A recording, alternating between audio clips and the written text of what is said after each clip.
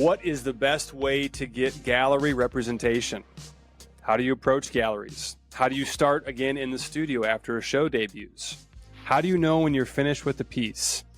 These questions and more will be answered today in our Q&A episode of Just Make Art.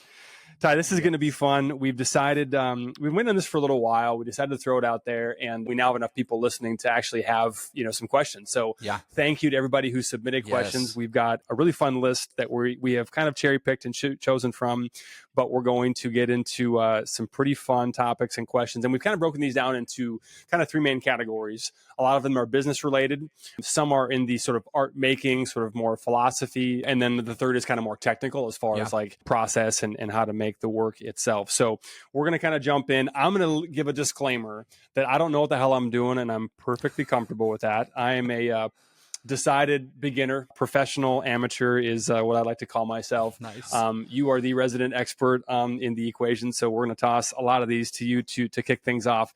But I say that kind of tongue in cheek, right? Like I think that part of being a professional amateur is the professional part, right? Like being a student of the game, being somebody who, if I've got a strength in that area, it's I'm a learner.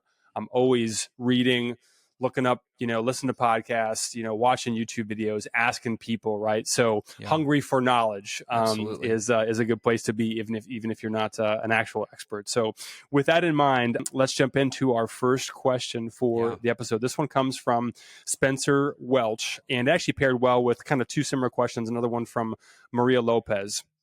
But the fundamental gist of the question is, what's the best way to get into gallery representation, gallery representation? And I'm going to read the rest of Spencer's question too. I'm torn between selling my own work on my website while doing group and solo shows and working towards gallery representation. So far, it seems the best thing to do is to continue painting, apply for shows, and build relationships. However, in the meantime, what do I do with all the work that's accumulating?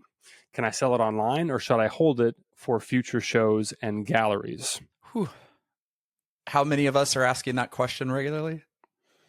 Out there? Everybody? Hands are all raising in the room. Yeah, Nathan, this is such a good question. It's one that all of us ask at some time or another, and will continue to ask throughout your whole career. Even when you have representation, you're continuing to ask yourself, how do I get more galleries? How do I get more shows? And I know the hard and frustrating thing of working and painting and creating. And I think she answered a great question herself by saying, so far, it seems like the best thing to do is continue painting. And I know Spencer. I love Spencer. She's a fantastic painter and individual who doesn't live far from me here in Waco. So we've hung out a few times. And yes, keep painting and creating and making. And there's so many quotes on things like the artists who are working all the time are the ones that get a head up on other artists who aren't working all the time. So yes, paint, have your head down, sculpt, take photos, whatever you're doing as an artist or creative, keep making art all the time. But looking for gallery representation is very hard, and it really ensues a lot of patience, a lot of time, a lot of research, and a lot of footwork, all of those things. So you need to really set goals for where you want to be, when you want to be there, timing. Look at your dream galleries. Where do you want to go? Sure, have those off in the distance, but then start peeling back. Look local first. What galleries are local? Then kind of look at other places that are further out. But you also have to know, do you fit? Does your work fit in that gallery? Are you at that level yet? How is the work priced? Are you even close? You got to kind of do some research to figure out how you fit price-wise, but does your work fit in that space? Who have they shown over the last 2 or 3 years? What artists are on their roster or their stable? Is their artist similar to you or have work like yours? Well, maybe you're not a good fit if there's 3 artists who work as like yours already. Do they show abstract work and you're an abstract artist? Are you a figurative painter like Spencer? Find where you fit in those places, then make a list. Then you got to start dating and courting them. You need to follow them on Instagram. You need to see the things they're doing. You have to kind of show up. You have to be there. Go to their shows. If you can't be there, make sure you're commenting and following everything they're doing. Comment, like stuff. Don't send DMs. Don't send blind emails with your work. Take some time to court these galleries and follow them and wait for them to interact with you. Once they interact with you, now interact back. Hey, I'd love to send you a catalog of my work. hey, the next time you're driving through Waco, I do this, stop by. I'd love to have a studio visit. Studio Zoom visits are a really big thing right now. Once you have interaction with a gallery or a dealer or somebody, invite them for a 15-minute Zoom. Show them your studio, the work you're working on, have a conversation with them. Don't dominate the conversation. Let them talk, let them ask questions. And then at that point, who knows what happens? They say it takes 15 to 18 times for somebody to remember you on social media. 15 to 18 times seeing your name, seeing your work, seeing things before they actually remember it. So be persistent, but don't be really overloaded. Don't overload them with things. And network. You got to network. You got to go to shows. You've got to meet artists. You have to interact with other artists on Instagram, get to know them, find those things. It's tedious. Spreadsheets, build spreadsheets out. You've got to follow up where you're already going out. So many things to do on this end, and you have to do business stuff as an artist. That is part of business. You want to be a good artist, you need to be a good business person too. Keep track of who you're trying to get into, what shows are they doing, where are they going, do you fit, get to a show, comment. You got a court, you got a date. Maybe someday you'll get married, or maybe they're not the right partner at the end of the day. But there's a lot that goes into it. At the end of the day, you got to network and you got to research, period. So in the meantime, Spencer and everybody else, open calls. You got to get into some group shows. You need to build that resume out to show that you're actively doing things and actively participating in the art world for those galleries you want to be in to maybe take a chance on you someday. So plenty of open call websites out there for group shows and juried competitions and things that you can apply to.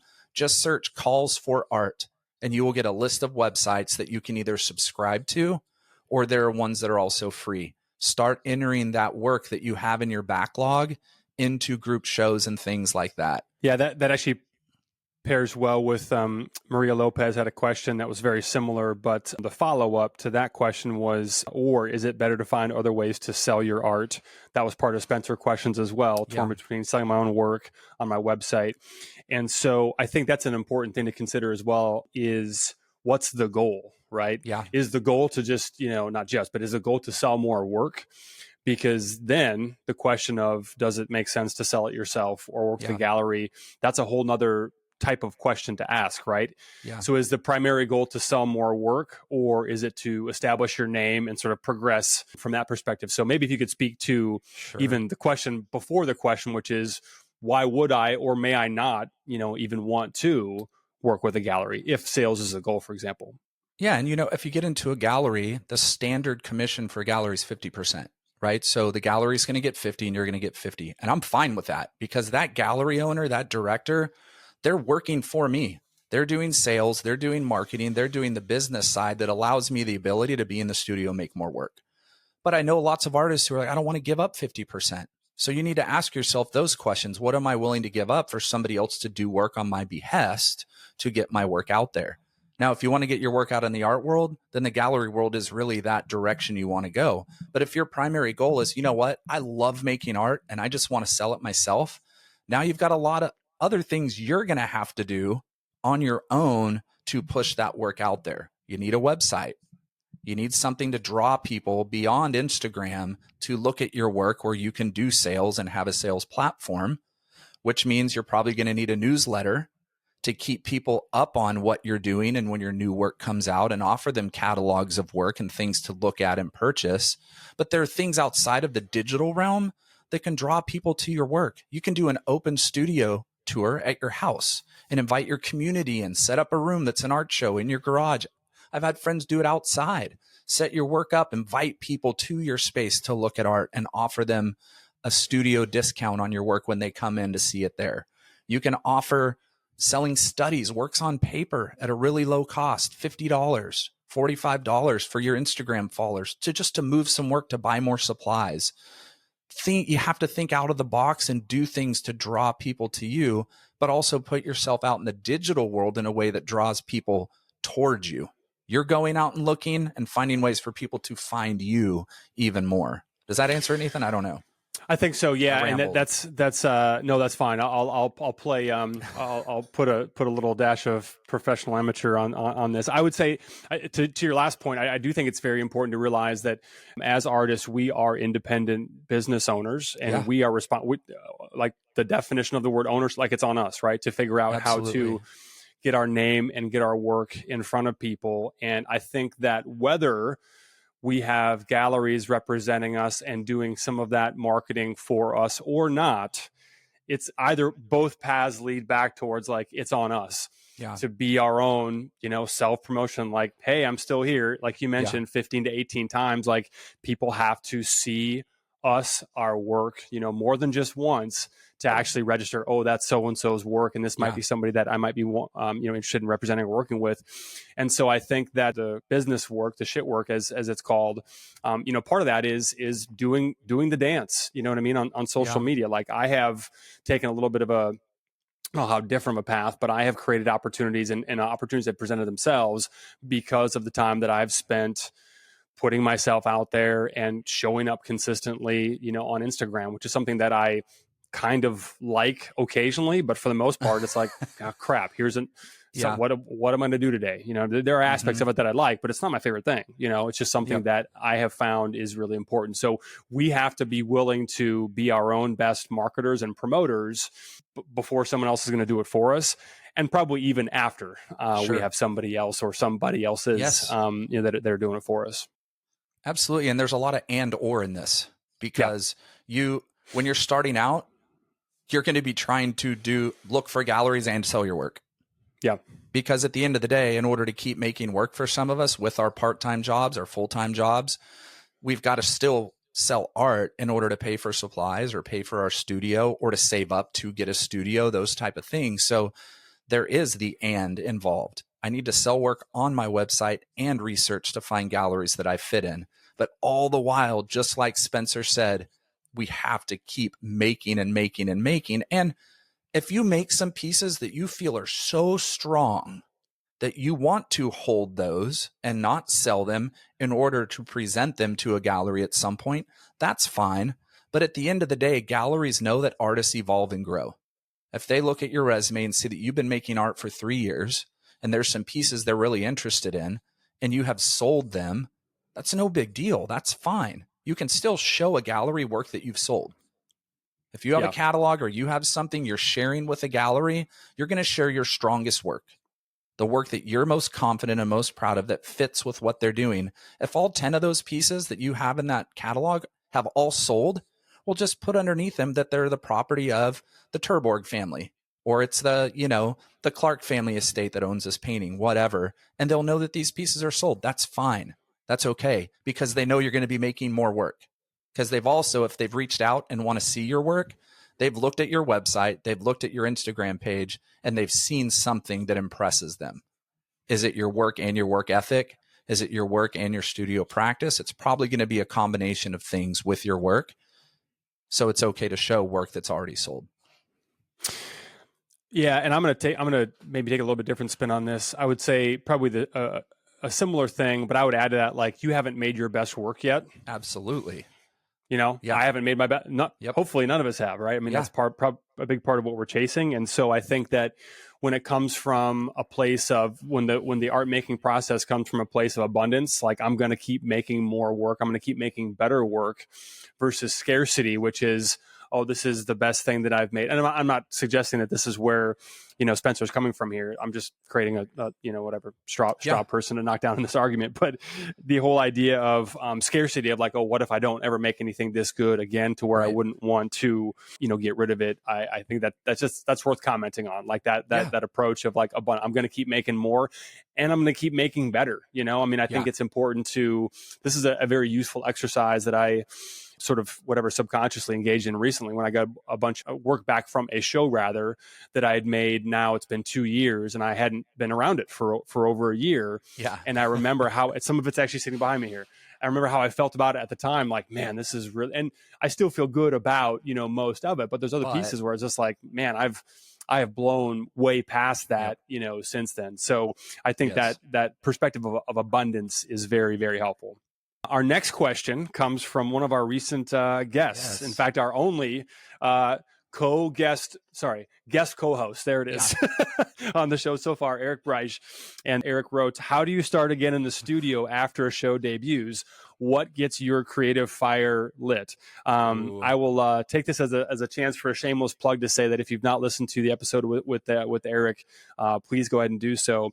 I'm going to go ahead and take first crack at this one, Ty, because I happen to know that in the time between Eric sending us this question and our recording today, he's already posted new work. Yeah. And I think the caption of one of them was, I had some ideas continuing through from the first show that still had more to say, or something to that effect. And so I think that Eric's done a lot more. He's had many more shows, than me. But one thing that I've learned with my most recent show is that knowing from previous experience how heavy that can be to come back to an empty studio. And you exposed me to V's postpartum depression. Mm-hmm. Yep. that idea of not obviously having given birth myself, but knowing about what that can feel like. It is like we've birthed something into the world, right? We've put a show together. Here's everything, and so coming back to that empty studio, not sure kind of what's next. One of the things that I did with my most recent show, and I'm super glad that I did, was I started way more pieces than I was ever going to have a chance to finish, before the show. So coming back, I have 15, 18 pieces that are all in various states of, not yet complete, that either needed more time, and some of which I think are actually stronger, at least stronger starts than some of the work that ended up in the show. But I knew that I just wasn't going to have time to give them what they needed to get across the finish line. So I'm a big fan, and this is something that is part of my regular practice going forward. I'm a big fan of always having more started than is going to get finished for the show, because I can tell you, when I came back after this recent show, it was really fun to be like, all right, now I can actually, there's one diptych in particular, I was like, now I can actually sit with you and give you the time that you deserve, and you know this too, right? Like some pieces just jump across the finish line, they're ready, the idea is fully formed, and you know how you're going to execute on it and take it home. Others just, need more time. So that would be my 2 cents is the creative fire is already lit. It's just a matter of sort of those embers are still burning, right, and coming back to pieces that are already in progress. And then we just need to, throw a little oxygen on them to get things moving. And then the act of making and putting new things across the finish line with the additional perspective, with the chance to actually sit and have experienced, the show in its entirety and realize, what it's, sometimes it takes that, right? Sometimes you have to see all of your work together in the form of a show to realize what the show is actually about, and, how to kind of process what to take forward and what you're excited, which elements you're interested in continuing to speak on. Yeah, this is something I've experienced so often, that post show just down, that emotional drop. I really struggle with it. I've always struggled with it. I still struggle with it. I think how we respond is going to be different for every artist, because obviously we all have different personalities. Being an Enneagram 4 and a feeler, I have really big ups and down swings across things. And I think, when you're creating for a show, we thrive because there's pressure, there's deadlines, there's musts, have to get this done. And we're able to really buckle down as artists and just grind out work and get it done for, some of us 8 hours a day, some of us 14 to 16 hour days, depending how backed up against the deadline you are with your work. And I think you have this pressure, build, excitement. You have the show where it's still going up and you're interacting with so many people and you're seeing your work on the walls and you have a multitude of emotions with that. Oh, not really loving that piece anymore. Wow, this one's speaking to me more than I thought. I wish I would have been able to do these few pieces, or this is perfect. Everything just looks fabulous. They curated it so well. It's different emotions. And then it's over. It's literally, there's a hard stop, right? Then you have, and the hard stop is before the end of the run of the show. The hard stop is there, and then the show ends and you get the work back and you have this, now what? Yep. Right. And so for me, I've kind of learned I need a break. I need to go away to come back, right? As I think Jerry states in Jerry Saltz in one of his books, sometimes you need to go away to come back. And I know it's also in Stephen Pressfield and he talks about it too. Sometimes we need to breathe in order to recover. Yeah. So it's like I kind of get away and do something that kind of fills my soul a little bit to come back into the studio. I learned if I try to go right back in and start making, it's a different atmosphere than what I just experienced over the last 2 or 3 months. And I really struggle with it. So I kind of get some soul care before I go back into the studio in whatever form that may be. Could be a trip, a vacation. It could just be, getting to some museums and looking at work, going and doing some things, and then coming back in and kind of starting afresh again. But it is a very difficult thing. It really is. I mean, it's I don't know why this is the word that comes to mind, but it's almost like a spooky kind of feeling to come back to the studio after you haven't been in it for a while, especially having lived. Yes. I mean, I don't know about you, but having lived in it for the previous couple months, probably, or pretty darn close. You know what I mean? Like there's so many times where it was like man, I hope I can make the 12-minute drive, home because I'm so exhausted, and maybe I'll just spend the night sleeping on my sleeping bag that I usually just nap on here. So there's that spooky feeling of coming back and actually having the space to, to breathe, but just it's the place where everything happened, and now it's kind of done, but there's still more to be done. I think you reminded me of something as you were talking, but I think there's a lot of value in taking that time to sort of clean your space, reorganize the space, kind of like hit the reset button. That for me is like, there you go. That for me is how I get reacquainted with the things that are in progress, with the understanding I don't have to touch them. I don't have to do anything with them. I'm just going to get reacquainted and say hello. How have you been? And decide, if the relationship is one that needs to be continued, and if so, how soon. Yeah, and for me, I put so much pressure on myself to continue to grow and develop with each body of work I do. So, my wife, Mandy, always gets mad at me because once I finish a body of work in my head, it's old and I don't want to show it again. Or if I've shown it somewhere, I don't want to ever show it again somewhere else, type of thing, which I think that's a personal thing for me. I'm not saying to do that. Any opportunity you have to show work, get it out there, show it. But I kind of have this pressure of, no, it's already old work.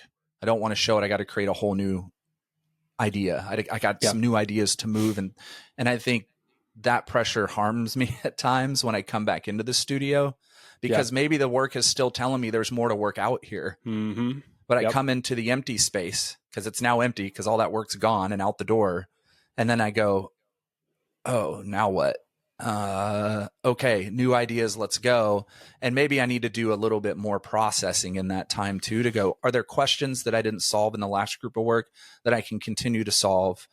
And this is part of just evolving in the studio. You're learning yourself too, as an artist, and how you operate in the studio, as much as you're learning about making your work. So I guess what I'm trying to say is spend time after that moment thinking about how you can grow as an artist each time you come to that down post-show depression, and think through yourself as the artist person just as much as you're thinking about the work. I think I need to do that a little more, is what I'm saying. I love that. I mean, I think, all of this comes back to, this could be the postscript to every answer to every question that we're going to address, when we do these episodes. It's like, the answer is, it depends. Yeah.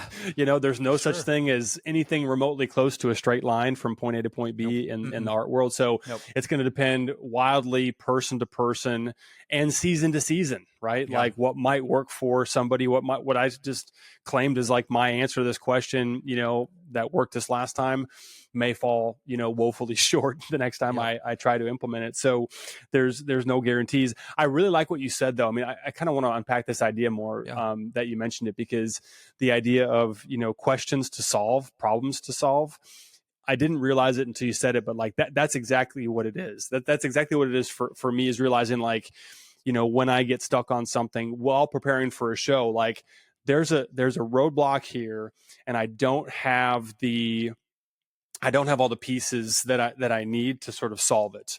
Yeah. But I know that I will at some point in the future. And so that's the kind of the way I think about, like, every time I introduce a new material, a new technique, or integrate them, in different ways. Every time I'm just making art, I'm getting a little bit closer to having an answer to all of these little sets of problems and challenges that are sitting, right, all over the place, right? Yeah. So there's just, I think there's some peace of mind though to be gained from that, of just knowing like, all right, I don't have the answers yet, but as long as I keep working and as long as I keep sitting with it, I mean, you spoke to that as well, but like just the process of spending time. So again, it depends. There's no straight line. It's going to be different for everybody at different times. But one of the few things that I think I speak for both of us when I say we will hang our hat on and say this is good for most of us almost every single time is sitting with it, journaling, listening, like just checking in, like where am I at with this, and what can I do? What does it make sense to address going forward? Yeah, an artist shouldn't just make the work and walk away from it. Right. You shouldn't just make it, hang it, then it's done. Like I go back to work I've done 5, 6, 7 years ago and look at it still. Yeah. You know what I mean? If it's in my studio, I take time to pull it out and look at it and think of where I was and how I've gotten to where I am. And sometimes I go, oh, wow, I forgot about that idea. I hadn't even explored that yet. But part of growing and becoming an educated artist, I'm not talking a snobby artist, a overconfident, cocky artist, educated, knowing why you do what you do, what you're doing and how you're doing it. Spend time looking. That's why we go look at art that's not ours, to study it, look at it. How are they doing it? Why are they doing it? It informs us, it informs our work, but we need to do that with our work as well, not just others' work. We need to sit and take that time, meditate on it, have those spiritual moments with our work where we're really looking at it and studying the composition, studying our technique, studying our texture. That's going to help you when you have the opportunity someday, Maria, Spencer, when you're in a gallery and you're asked to give a lecture or an artist talk. You're going to be so confident in talking about your work because you spent time not just making it, but you spent time thinking about it and looking at the work, studying it yourself so that you're able to answer easy questions, difficult questions about your work, because we're going to get the multitude of all those. So if both of us can encourage any of you out there, spend time really, really looking at your work and talking to it. Yeah. Love it. All right. Let's move on to our next question from Robin Jack Sarner. RJ. Here we go. My question, and this is actually really well timed because it actually pairs well with this is like the next level of the first question that we addressed. Sure. So Robin writes, what does one do when they have all the pieces in place but don't know anyone? Even after rubbing elbows at a lot of receptions and have a solo show up, it seems the art world is an iceberg. We just see the tip, but there's so much more below. Press, curatorial, collector, and gallerist relationships that are hard to break into. I am in the now what phase. Help! That's all caps. So I'm going to just make a tongue-in-cheek comment, and then I'll turn it over to you. Yeah. I think we're all in the now what phase. Yeah. And you're going to give a proper answer to this question, but I do, I'm saying that, sarcastically, but also mean that sincerely. Like, I think that, nobody knows what the hell they're doing or what, we're all just trying to figure it out, as we go. And so I think that my point of saying that is to be encouraging and say hey, we're all in the now what phase. Yep. And I think that if you're not, you're probably a little too cocky, or you're probably just not growing, right? Like, we're supposed to be in the now what phase. Like, that's the thing that leads us to searching for and finding the answers and getting the experience that we need to get from where we're at to wherever we're trying to go. Okay. Now over to you, Ty, for a proper answer. Well, and to be even more encouraging on top of that is every artist journal that I've read, every selected essays, writings from artists from art history have all said, now what? Yeah. All of them. There isn't one that hasn't said, did it, got it all figured out. Really, reading Joe Miro, he's like, how do I do this? Everything's happening in Paris. I'm stuck in Barcelona. I'm stuck in Spain. Yeah. Right. It's like, now what do I do? I just made all these paintings this summer, 26 years old, 1921. I just did these paintings. Now what do I do? I don't know what to do. So it's like, that's Joe Miro, right? Saying that, who's now in every museum there is on the planet. And knowing RJ a little bit, she just made a move, right? Made a move with everything, moved to LA, getting her work out there. You're doing the right things, RJ. But here's the answer that nobody wants to hear. Art takes time. The art world takes time. Getting our work to the period where people see it, the right people see it and take notice, takes time. continuing to build work that does draw attention takes time. Rubbing elbows, networking, going to shows takes time, right? We talk a lot about go see shows. What galleries do you want to be in where your work fits now? Not where your work fits in 10 years. Where does your work fit today, now? And why is it a good fit for that gallery? Start going to that gallery and getting to know everybody. Just hang out. Go sit there. That takes time. You can't just do it 4 times and then stop doing it, right? And I'm not saying that RJ does this. I'm just, these are things that we need to be doing as artists if we want to take those next jumps. Get to know the studio managers, get to know the directors, get to know the curators over time. Because when you build a relationship, you're being sincere about that entire relationship. There's a lot of artists, I've seen it, I've watched it, visiting galleries, walking in and asking, hey, can I show you my work? Well, now it's all about you. It's not about this partnership and this relationship between you and the gallery. When you go in with a me focus, get me in here, I need to be in here. You want to see my work? Want to do a studio visit? Hey, can I bring my work in? It's in the car. It's all about you.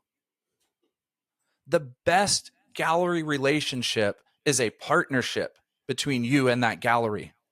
How do you know you're a good fit, even if your work fits, if you don't get to know everybody that works in that gallery, including the other artists who were represented in that gallery? I just did this the other night. There's a gallery I want to be in so bad. And I happen to be really fortunate that the gallery director reviewed my work a few months ago. Now, I'm not going to blindly just reach out and go, hey, you reviewed my work. I think I'm a good fit. I do think I'm a good fit. I'm confident I'm a good fit. How do I answer I'm a great fit now? Why is my work important for you to represent now? Well, I started doing research. I researched him, the work he loves, where he's come from, what shows have they shown in the last 3 years, what exhibitions, who's on the roster. I started following the artists I really loved on the roster and found out 4 of them are following me already. Well, that's a good sign. I had no idea. Didn't know that. And so now I'm putting together ideas of how can I make a good pitch to this gallery? What is the best way to do it? Well, for the last 4 or 5 months, I've followed them religiously.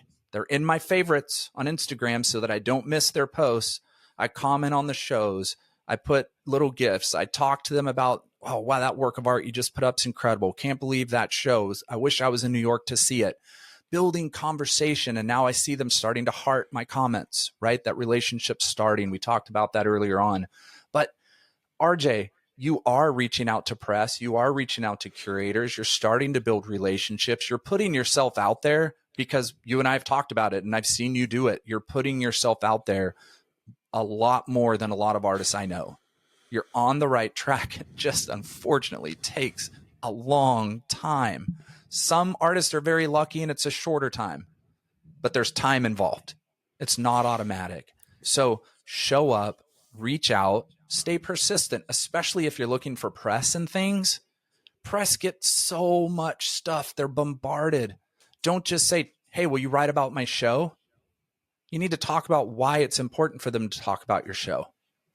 And don't just email. Gosh, we're so used to just emailing today for press and those things. Show up. If it's an LA Times writer who covers art, show up. Do they have an office? No. Well, maybe invite them for, can I bring you a cup of coffee? Are you in the office at all? If it's a news channel and you want to be on the news, I've worked in PR back in the day. And I'll tell you, anytime I've consulted with small businesses who are trying to get really good press and PR, especially local news who will cover local stories at 5 o'clock or Saturday mornings or whatever, show up to the actual studio with a box of cookies or muffins, something. Hey, I'd love to talk to the producer who covers art. And be prepared to give a really good pitch. Why should they cover you? Well, I'm a local artist. I have my first show coming up at a local gallery. I'm talking about this. This is my story. This is where I'm from. Give a really good pitch. You can almost guarantee they're going to do a story on you.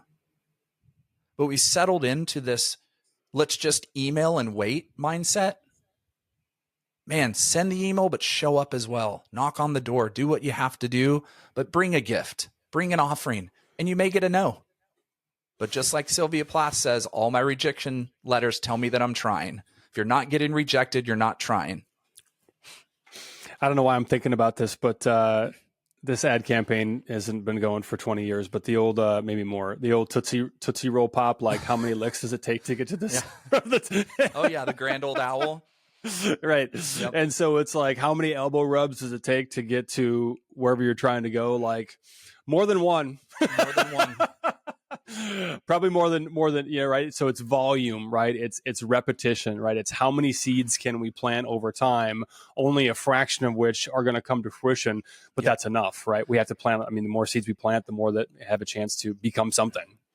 And Nathan, we've talked about this, you and I, how bad do you want it? How bad do you want it? Right. And I will say this as an encouragement to RJ, I see that you want it.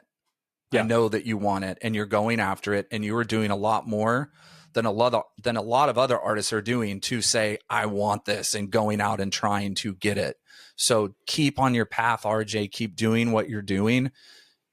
It takes time. It's the answer nobody wants to hear, but it's the answer that artists really need to settle in with and say, okay, I understand this takes time. I'm going to keep going and doing it because I want this so bad. And all the while, like Spencer said in the beginning, keep making art all the time. I love that. Next question comes from Ron Smith. Yep. Did you have something? No, not at all. And I think this is a great question, even just leading up after RJ's, because we talk about keep making art, be in the studio, paint, sculpt, whatever you're doing. Great question, Nathan. When do you know when you're finished with a piece? Yeah, and Ron, I love Ron. I happen to know Ron from the old Clubhouse days, and he makes a lot of really cool, both abstract and figurative work, and combines the two as well. I think that for me, and this just speaks to what you were saying, Ty, about like having a relationship with the work. And I would say more specifically from my personal perspective, having a relationship with the process. When I am connected to the process of making the work and all the things that happen between starting fresh and, okay, this is done, the more connected I am to that, the more the deeper that bond is between myself and the process of making the work, then that leads to a stronger connection between me and the work. Mm-hmm. And I think that when I have that connection and that, relationship, and that's how I think about it, like, it's a relationship that we have with each and every piece. Yeah. At least I think it should be like that. I don't want to use that should word, but it is for me anyway, right? Like, mm-hmm. My best work comes when I feel like I've got a connection to obviously what it is that I'm making. And so when we are in conversation with the work, when I'm in conversation with the work, there kind of just comes that magical point where it's like, okay, that's it. And I'm surprised in both directions all the time. Like, so frequently I've got kind of my idea about where I'm looking to take something, and I'll leave the studio one night thinking, all right, maybe a little tweak here and there, but this one's pretty much done. And then I'll sit with it the next morning or whatever, a week later, and be like, all right, I got to blow this up. Yeah. not literally, but like, there's a big change that I just feel compelled to make. And so I think listening and being open to receive, that feedback or what I think that piece has to say is really, really helpful. And to my point, I think that being open to being surprised in the opposite direction is also really important. I know myself well enough to know I've got a tendency to overwork things. Yep, absolutely. And so one thing I have to remind myself is to have my antenna up, to listen and be willing to be done sooner. Yeah. or to let a certain space be, and to be quieter, or to quiet something down, right? So all of those things. But the simple answer would be, I know I'm finished with a piece when there's nothing else that I think that it has to say, right? Yeah. If I am acting in service of the work, that's when it's working, or when the process is working for me. Yeah, I've learned that the second I'm concerned with finishing a piece, I've already lost. And I feel like through my studies and through my reading and research, I've heard countless artists say, if you're going into the studio to finish a work of art, you've already done yourself a disservice. You've already stopped short of the finish line, because at that point we are mentally focused on creating a work that we're not really ready to create yet, because our vision of the work, right, as they say in Art and Fear, as Ted Orland and David Bayless say, your vision is always ahead of execution, because you're only as good today as what you know how to do today. Right. And everything you do today is getting you better than you were yesterday. So in our head, we have this vision of a finished work, what we want this finished work to look like in our head, but we're really not that good yet, is what it looks like in our head. So by saying, oh, I got to go in and really finish this piece today, you're not there yet anyways. And so I've kind of learned to let the work speak to me and tell me that she's finished. And usually it's when I feel like I need to add a whole lot more. It's kind of the work screaming back to me, stop, take a minute. Because anytime I feel like, man, it just needs a lot more, and I start adding a lot more, it's done. It's ready for the burn, right? It's ready for the burn bin. It's ready to be de-cooninged and thrown out of 9th Street window 5 stories up into the street because I just overworked it. This is where I would absolutely make a case for having multiple pieces going at a time. Absolutely, yeah. Because some work is ready to speak up the next day after a good night's sleep. Mm-hmm. And some work is going to be a little bit more reluctant to give up its secrets and reluctant to speak up. Or let's just take ownership of our side of the street. Maybe, we're not ready to hear what it has to say, or in a place where we can, pick up on that particular frequency. So this would be my, case for, again, there aren't a lot of things I'm going to say, hey, but if possible, if it's viable for you to have multiple works going at a time, I think that's one of the best benefits of that, is that when we get stuck on any particular one, there's not the, oh crap, well, if I can't figure this out, then I guess there's nothing for me to do today. It's no, okay, cool. You need a minute. Yeah. So do I. It's like a relationship. Yep.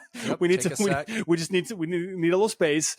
I'm going to spend some time with this one, over here. And to our earlier point, maybe I'll pick up a little bit of vocabulary. Maybe I'll pick up some information and be able to solve a problem on this one over here that I can then take back to, the one that maybe we're stuck on. Well, and I was in a discussion earlier today before you and I hopped on with one of the artists that I'm currently mentoring, Fernando Rivera from Mexico. And we were talking about this, right? Like there's those moments where you're exploring, you're experimenting, you're evolving, and nothing just seems like it's going, and you don't feel like you're really finishing anything. You're not sure where you're going and how, and there's that big frustration of messiness in your head because you want to go to B, but you're really going to still be stuck at A for a while. And I'm using the alphabet because to even get to C might be a year, might be 2 years. So just even the next letter of the alphabet is really difficult to get to when you're constantly creating in the studio, right? And so you may go camp out on R for a while and then take a little detour over to W. You know what I mean? Like it's not even just the idea that we could go from A to B is kind of absurd when you really think about it. And so I told her one of the things I do, right, is you're always trying to discover a muse while you're working, is start looking at some artists. Like, listen, we were talking about Tracy Emin today, who absolutely moves Fernanda in some ways as she was watching her work and talk about some pieces recently on YouTube.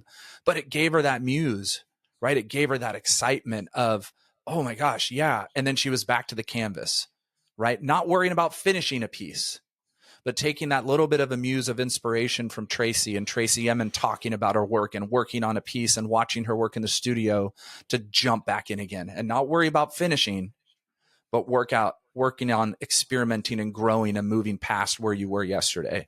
So that's something that I do regularly that really works for me to help in those moments where I feel a little stuck, little boxed in. I have found a very useful governing principle for me, sort of a mantra, is everything leads to the next thing. Yeah, absolutely. Not just the things that I can see leading to the next thing, but everything. Yeah. And it's not my job. It's not our job as artists to know what's going to lead where, or to be able to connect the dots specifically from, this little detour that I made on W is actually what I needed to do to get back to B, right? Yep. It is our responsibility. It is our job to trust that everything we do, and I would even argue, especially the things that don't make any sense and don't really go anywhere in and of themselves, are still leading us down a path to where we're meant to be. Yeah. And man, that brings up such a great point from Joe Miro that obviously I've talked about a little bit today because he's one of my favorite artists. And I was reading. I knew for sure. I made a bet with myself that I have now won. I was like, for sure, he's going to bring up Miro's journals today. Oh yeah, absolutely. I'm glad you didn't disappoint. So let me go ahead and pay myself here real quick. There you go. So I was talking with a group of artists this last weekend about Joe Miro, and we were reading about him in the studio at 24 years old. And he all summer long, he's working on 2 paintings. He's trying to finish 2 paintings. And he says, I've worked maybe 1,000 times restarting and trying to finish these 2 paintings. And it's a battlefield and I'm warring with myself. Then we fast forward 2 years later. And he says, I finally discovered that the artists who are doing things are working on multiple pieces at a time. And I'm finding such joy in finding new problems every day when I work. Because we often think we have to fix, problem, try and fix it. And then 500 iterations later, you still haven't fixed the problem. Right. And he's like, by working on multiple pieces and understanding, I'm not trying to fix problems. I'm trying to create more problems. And the more problems I'm creating, the more joy and discovery I'm finding. Yeah. I love that. And it took 2 years for him to get to that point in the journal dates. But anyways, it's like being 4 years old and trying to, reach something on a tall shelf and just be like, I just can't quite get there yet. And just no, of course, at 4 years old, you don't know this, but just, I could have picked a better example, but I'm just going to go with it. I'm pot committed at this point. Coming back, 2 years later, now I'm tall enough, right? Like it's just an inevitable result of time. Yeah. Assuming, of course, that we are actively engaged in the game of continuing to grow and progress. Yep. But I love that. I feel like we kind of covered that one. Let's move on. Okay. All right. So our next question comes from Flux Art Studio, who does not have a name in their bio, so we're just going to go with that. Yeah, we will link everybody's Instagram profiles of the questions that we've shared so far in the show notes as well, if you want to go check out these artists' work. But Flux Art Studio says, I work with multiple mediums and my art doesn't always look like the same artist has done the work. I'm not sure I could stick to one style or medium. I keep hearing and reading that if you want to sell your art, you need to pick a style or medium. I'm a curious artist and love exploring. How crucial is this to my art practice that I follow this? Is it okay to be an artist that works in more than one style? I hear that question a lot, Nathan. I get that question a lot from a lot of You've heard it from me. Yeah. Not that long ago. And here's the answer. The answer is do what you want to do. There's nobody can tell you to do or not do what you make. Nobody. They can't. And anybody that's telling you, you have to do this, you have to do this, you must do this, follow this line, they're wrong. They don't know what they're saying. I'll be bold enough to say that's bullshit. That's just, nobody should be telling you, you have to do this. You need to fall in line. You need to create this way. No, you make your art, period. But then the next step is, why are you making art? What is your purpose? Is your purpose just to make a ton of art because you love making it? Is your purpose, I want to make a lot of art because I want to get into galleries and I really want to someday be in museums or whatever? Well, then you've got to kind of fine tune some things. You got to kind of find, okay, I love doing portraiture and I love doing abstract pieces. Well, where does my strength lie? Does it lie in my portraiture? Does it lie in my abstract pieces? Is there a way for me to combine abstraction with figurative pieces? Are there ways to combine all these things I love into something that I'm going to put enough time and effort into to push out to the gallery world? And meanwhile, I'm still making these things. Eric is a great example. Please go back and listen to the Eric Breisch episode that we just did. He tells his story of being stuck in one form of art for a while that he creates. And then he really wanted to create some other ideas and things. Well, he just had a show open last week with the new ideas and new things combined with the things that made his name, the things that got him out into the art world. Please go back and listen to that episode because he talks about those things. And that's coming from an artist who does like a multitude of artistic elements in his work, and he loves doing collage, but he loves doing metalwork, and he loves working with glass, all these ideas and culminations of things he loves. He just did a show with a combination of them. So I think that kind of answers your question a little bit. But listen, I work in all kinds of mediums. I have bodies of work that are so different from one body of work to the next, even in a 1-year period. And I do that purposely because it helps me evolve.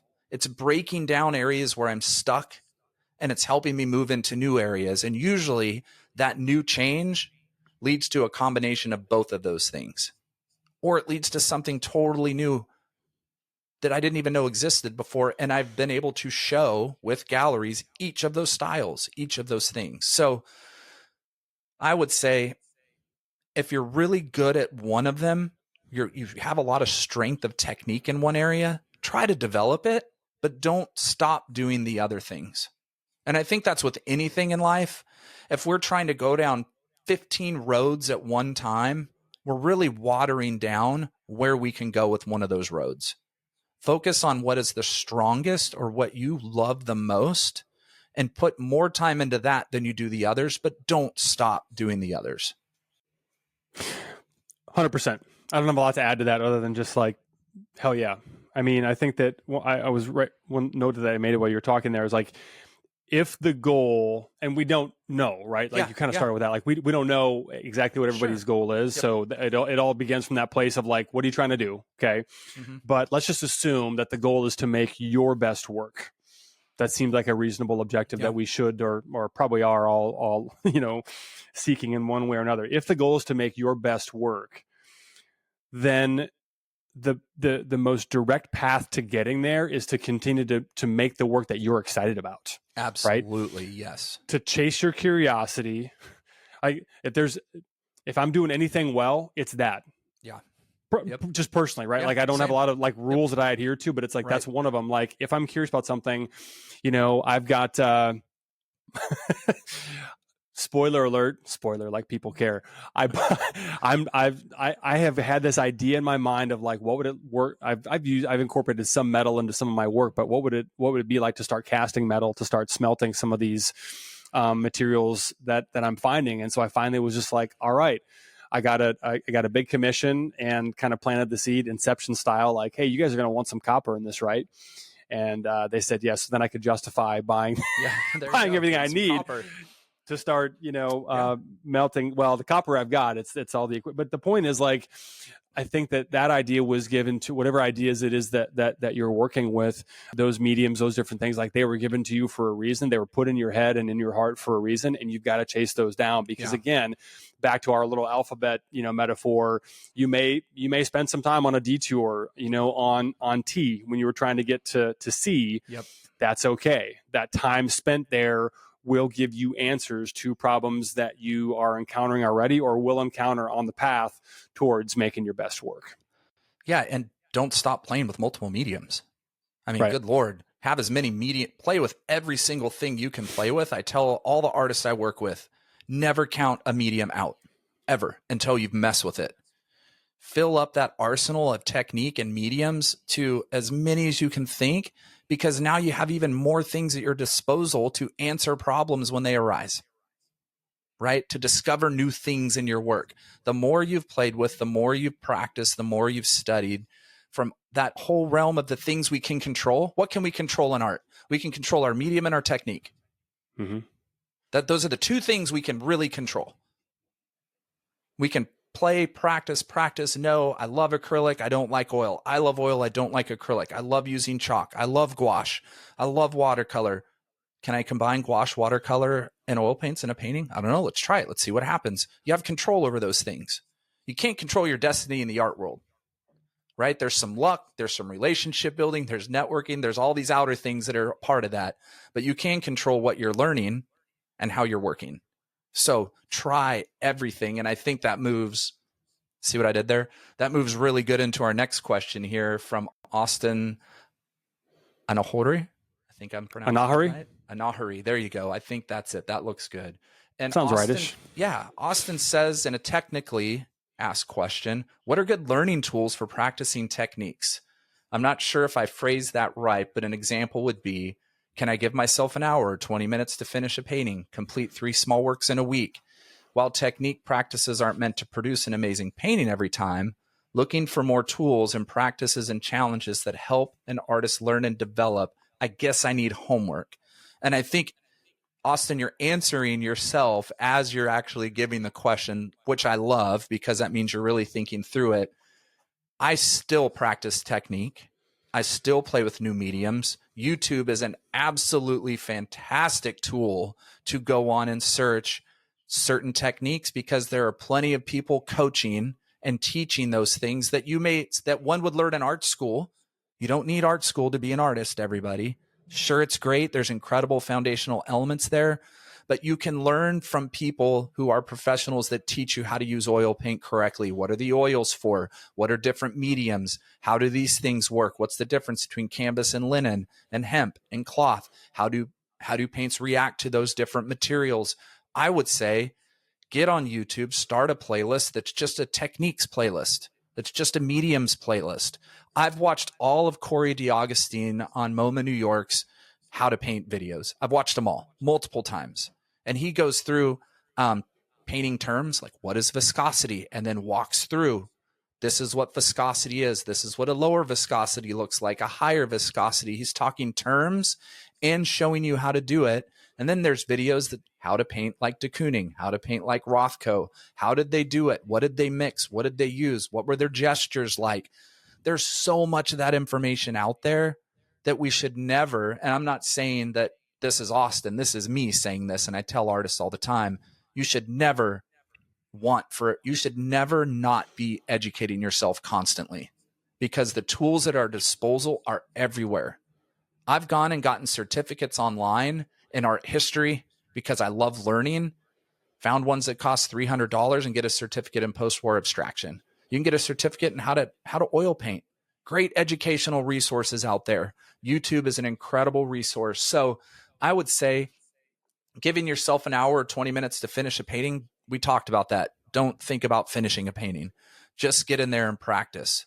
One of my artists that I'm currently mentoring in Fort Worth, John Thomas, went to an art fair, the Dallas Art Fair last week, saw a Marcel Rozek piece, who's a fantastic painter out of Southern California, and really, I would say, an apprentice to the Frank Bowlings and the Maurice Lewises and Frank and Thalers, and he's taken it to a whole different level with his style. John saw a Marcel piece, was blown away, took a picture, went home and tried to practice kind of doing that on small canvas. Marcel is an abstract painter. John is a figurative painter. He was so inspired by Marcel that he went home and started practicing some of those things that he saw. How could I integrate this into my work? Can I? So practice. That's a great thing. Just find the artists you love. What are their techniques? How are they doing it? And sit there and practice. I've done it for years. I still do it today if I see something I love. I've practiced, how did Martha Jungwirth in Austria, one of my favorite painters, how does she get those little marks on the paper when she paints? So I get a brush and I get tools and I practice. Can I adapt this into my work? How can I? Yes, I can. And this is how I'm going to do it. So practice. Yeah, I would just add to that, Todd, to your point, there's never been a better time to be self-taught at anything. Yeah, absolutely. There's just an abundance of information, out there. Thank you, YouTube. Thank you, podcasts. Thank you, books. Yeah. Like, I mean, even the fact that this isn't really technique oriented necessarily. There's not a lot of, this might not be a book related thing necessarily, but the fact that you can get a person's lifetime's worth of wisdom and experience and knowledge for, $17 on Amazon and have it, or wherever you buy your books. Yeah. And have it on your doorstep or in your hands, in a day or two. It's crazy, so being self-taught, like the self part of that is important. Like it's up to you to go out and get that information. You use the word homework. So if you are somebody who learns better when there is sort of like a linear progression and when there are things to do, between, different modules or lessons, I know people who I haven't personally used, but there's places like Udemy Yeah. You know, or just, I think that's a pretty good one but where it is like a sequential, you know, lessons for different technical skills that you may be looking to acquire with homework, you know, in between. So if you are kind of wired more that way to do things in that sort of classroom or, you know, whatever student style fashion, that would be a good place to start and to look. And there's some very reasonably priced courses that were all peer reviewed, you know, by the people that have taken them. That's worth checking out.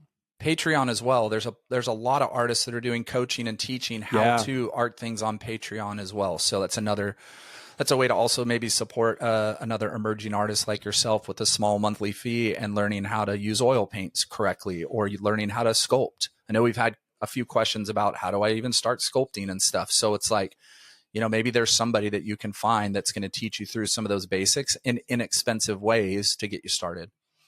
I love that. And if price is an objection, I would encourage a person to set that next to the price of an MFA and just kind of see, like, from a cost, you know, like it's yes, there's an investment involved, but it's well worth it. Let's move on to our next question. This one comes from Leslie Riney or Rennie. Do you know Leslie? I don't know Riney? Leslie. I think it's Riney. Okay. Leslie writes, I have a question after listening to your Louise Bourgeois episode. There was so much discussion on art coming from heavy shit and past traumas. What can you draw from if you've had a truly idyllic life? I want to go deeper with my art, but I don't know where to dig. I'm excited to hear what you think first, and then I will take my.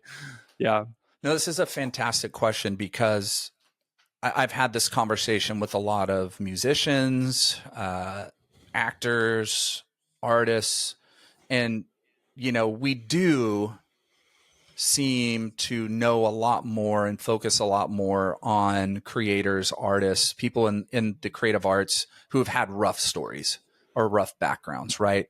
I know that they tend to get a little more elevated at times because there's something to unpack on a podcast, right?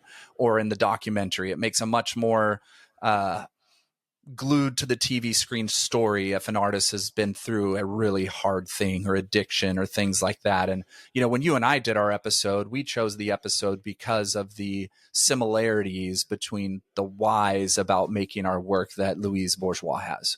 And this in no way is meant to kind of put a line in the sand between those who've had fantastic lives, who haven't endured heavy trauma or haven't endured addictions or had to overcome a lot. I would say you are far more blessed to have lived a life where you haven't had to experience very, very difficult things. So I love this question, Leslie, because that in no way means you don't have a lot to give or share with your work. You do. You have just as much as the person who has dealt with trauma or been through hard things to share, because we all see the world in a different way because of how we have come through our life from our childhood to adulthood. So we all need to share our experiences and what we've observed and what we've seen, whether it's from a beautifully idyllic life or a really tough, traumatic life. They're equal and they're sharing opportunities. So I would say, and I have said this to people in the past, what are those beautiful memories? What are those incredible memories that you've had in your life that you're just so thankful for and are so joyful and fantastic that you can share with the world in an artistic way? Gosh, there's so much ugliness around us right now. There's ugliness everywhere. Share the beauty. Give us some beauty. You know, that's why I got into doing floral stuff for a while with prints, because, man, I just needed a bouquet of flowers handed to myself. Sometimes you just got to give yourself something too, you know? So what can you offer us that is a form of beauty, a form of joy, a form of let's celebrate things, rather than we're always being bombarded with ugliness and political divisiveness and this person hates this person and this relationship ended because they disagree so vehemently on things. And man, I think, Leslie, just dig into journaling, as we've talked about, and thinking through those moments in life and those beautiful things that have brought you so much joy, and dig there. Start digging there and see what blooms and what blossoms. Yeah. So when I saw this question, Ty, I think, you know, what came to mind for me was, because Leslie states the goal of, I want to go deeper with my art, but I don't know where to dig. So with the goal being going deeper with the art, I think that I mean, what comes to mind for me is, the inspiration to do that, or the motivation, whatever. The source material that is everywhere. You are still living life. Yeah. You're still having your personal experience. And so again, like the whole comparative, oh, my stuff is different, worse, better, whatever. Like your stuff is still your stuff. I'm fairly certain you're still a human being with, emotions and challenges and things that are happening. So whether or not the work is about that necessarily, whether there's a narrative, that drives the work, I mean, that's up to you, right? But as far as going deeper, there's always more source material around, to Ty's point, whether it be in the world or, in you personally. So I mean, kind of a simple answer, but, keep digging. When I think too, Nathan, Leslie's an author too, right? We don't know Leslie personally, but she's also an author as well. So it's, what form are you going to dig in? Mm-hmm. Maybe your form is to write about art and artists and those things, and bring your perspective, viewing others' works and other stories and other things into life. Let's use Jerry Saltz for an example, because Jerry wanted to be an artist, went to art school, right? His goal was to be an artist, to be a painter. And then he found out he's much better talking about art and looking at art and critiquing art. And he told himself, I'm better at doing that. And I love art so much. I want to be in the art world. I need to be writing about art and talking about art instead of painting and creating art. And that is just as important and needed in the art world as it is being the artist. And I tell this to collector friends of mine who are, smaller collectors. They collect local work and support emerging artists and beginning artists through collecting and buying their work. They're just as important as the artist. Like the art world needs artists, writers, critics, collectors, dealers, gallerists, startup galleries, small artist-run all of these things are so integral and important to the art world, and everybody comes from different stories, different backgrounds, and different ways of life. So where do you fit best? Is it creating? Is it talking about? Is it writing? Is it interviewing? Is it buying and collecting? Just because you love art so much doesn't mean that you have to be the artist. Maybe it's your job to write and talk about the artists. Just a thought. That's a great place, I think, Ty, to end for today. What are your takeaways? I've got a couple things to kind of land the plane on, but I'll let you take first crack at closing the book on this Q&A. Yeah, we all have questions. We all have hundreds and thousands of questions. And the thing that is really hard is that the art world is an ever-changing, ever-evolving, ever-moving engine. It's never the same. Next year is going to be different than this year. The year after that's going to be different than 5 years ago. Things are going to develop and change. The things that you've heard for years that are don't do this, don't do that, change to where it's okay to do that now. It's okay. So that's why always be studying, always be researching, always be looking and asking questions like you're doing, because if you don't know what's happening, you don't know what's going on, and you're not learning and things. So just know, as we said before, at the end of the day, make work, make a lot of it. It's up to you. Keep making, but you have to do the footwork. You have to do the networking. You have to do the research, and you have to get out there in order for things to happen, in order for your questions to be answered. If you're just sitting there and making work and not doing any of that, you're going to be holding on to your questions and your what ifs for a long time. So figure out ways to find that boldness, to go to the show you want to go talk to artists, to ask really hard and deep questions of other artists and other people in the art world. And at the end of the day, like we always say, just make art a lot of it and keep growing and experimenting. Yeah, so much of what's required in this space, or I would argue in pursuing anything of value, involves getting outside our comfort zone and doing the things that we may not naturally, enjoy doing. There are a lot of things on the sort of business side, or like the getting out there, things that I do not like or do not love. Mm-hmm. And that's okay. Like that's part of what's required, right? So understanding that just because you don't particularly enjoy going and, rubbing elbows or whatever the case may be, okay, cool. Do it anyway, right? It's a necessity. Yeah. It's a necessity, and it starts from a place of identifying, what it is that you want. In fact, we may actually want to, going forward with the Q&A, ask folks to share with us, like, just give us a little bit of context of kind of like what you're looking to do or what the objective is. But spending time with yourself and getting clear on, like, what do you want currently, what are you after, with the understanding that your goals, your objectives, the things that are important to you now may and probably will change and evolve over time, and being open to, hey, at one point I was really after this, but now I've realized, what I'm really interested in is, moving in this direction over here.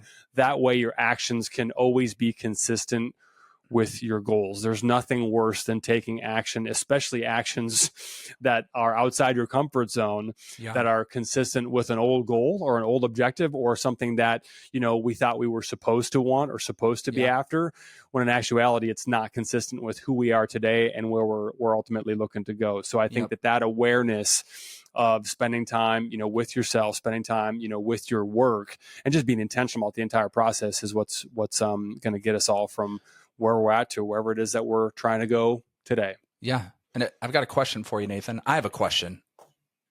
Can I throw a question in to the... Yes. You. So here's my question for you is we have some more really good questions that I would really love to talk about. Some great ones. Can we do a second part to this, a part 2? I'll allow it. All right, let's do it. So there you go. We have some other fantastic questions. So we're going to do a part 2. So we're excited to dive back in when we jump back in to do some more questions. Yeah, I think we can agree. We'll make this a thing. So whether it's a call for questions or just an ongoing thing, thank you for bringing that up. One of the things, we'll close with this, and we were talking about this, off air. But one of the things that we'd love to discuss with you as well is, as we bring up different artists, different quotes, we're fully aware that we're just two perspectives, that sharing our take on a quote or quotes that we might share from artists. So we'd love to get feedback on particular episodes, like, hey, you discussed this quote by so-and-so, I actually had a different take on it, and here's what I thought. We'd love to share that and get into some more dialogue, as well. So thank you for the questions. Keep them coming, and understand that if we don't get to them on the next episode, we're gonna continue to log these and store them up. As we go to kind of drop these into the flow. So with that being said, thank you for joining us for today's episode of Just Make Art. Find us on YouTube as well, where we share video of us yapping away if you're an audio only person.